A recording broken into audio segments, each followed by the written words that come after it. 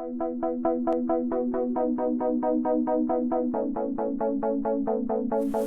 there, Sparlings. Brent Sparling here, football's missing link. Last summer, a couple in North Carolina purchased an old vintage West Point football coaching sweater from a Goodwill outlet for just 58 cents. Not a bad deal for an old piece of wool. Imagine their surprise when they saw a name written in faded ink on the inside of that sweatshirt. The name? Lombardi. As in Vincent. As in the Van Gogh of football, but with both ears, the gridiron as his canvas, which is why that sweater then sold for $43,000 at auction. Now, most of you know that I minored in sports archaeology at the University of Michigan, and while my vast collection contains such gems as the original VHS copy of John Matusek's screen test for Goonies and pieces of Mike Ditka's mustache comb, clearly there's more digging to be done.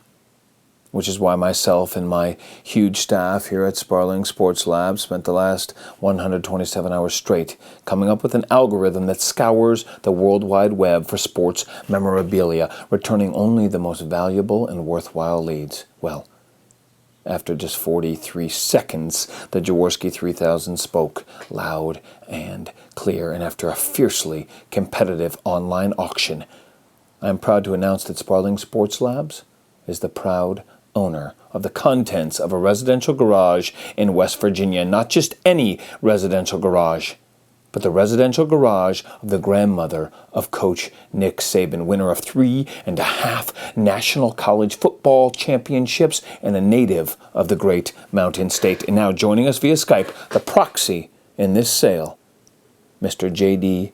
Barbagelata. Welcome, J.D. Hello? JD, can you hear me? Oh, yes, sir. I hear you loud and clear via my neighbor Kenny's e-phone appliance, which is being held by his arm. JD, what can you tell us about the origins of the contents of this garage? Well, sir, the provenance of this garage does date all the way back to the last century, the year 1983.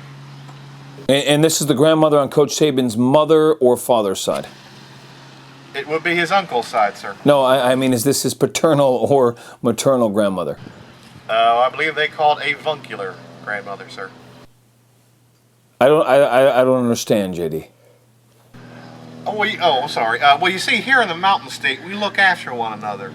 So, an elder relative could acquire the title of grandparent so long as they dropped you off at school 3 times in any given winter, or they had loaned you personal effects on 2 consecutive Saturdays.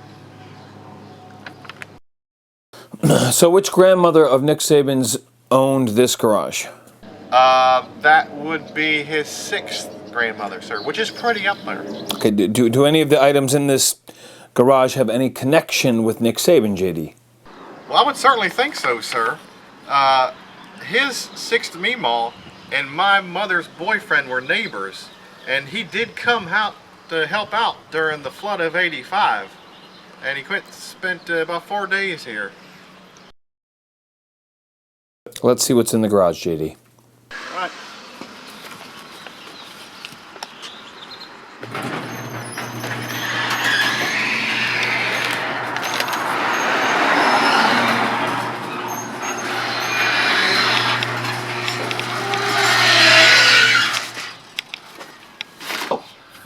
Well, right here you have what appears to be a trapper-keeper notebook.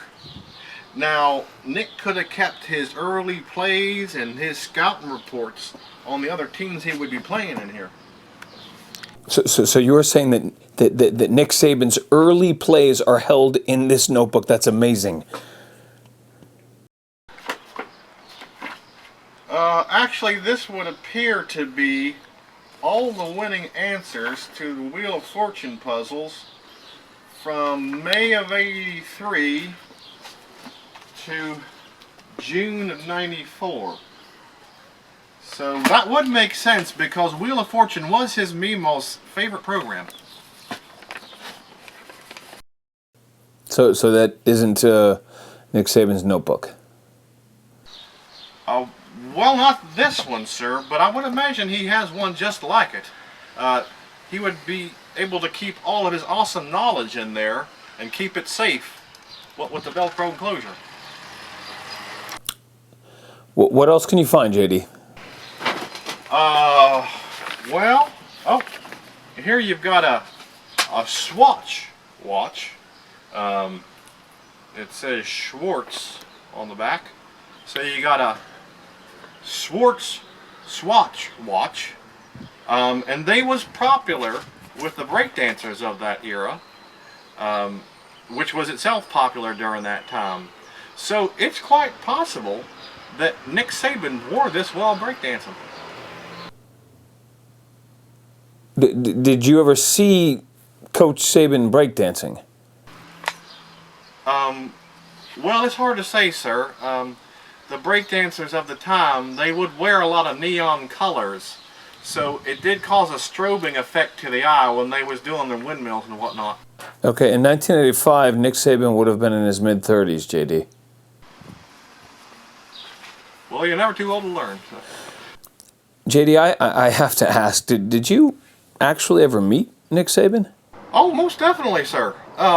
Like I said, he was here for about 4 days during the flood of '85, and I remember he made quite an indelible impression upon me. I recall one time he said to me, "JD, winning is not the end of the journey.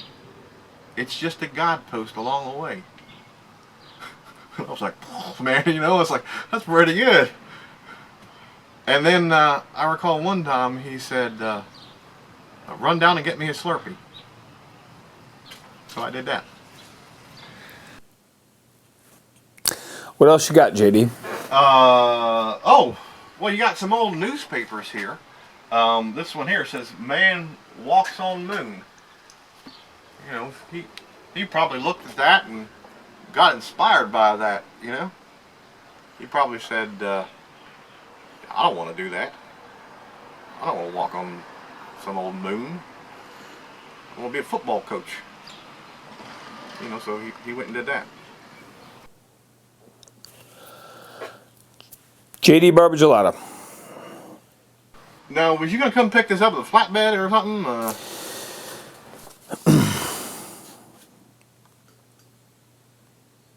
If any of these items interest you, Sparlings, you can find the entire garage up for bid on eBay later today. No reserve. Signing off from Sparling Sports Labs, this is Brent Sparling, football's missing link.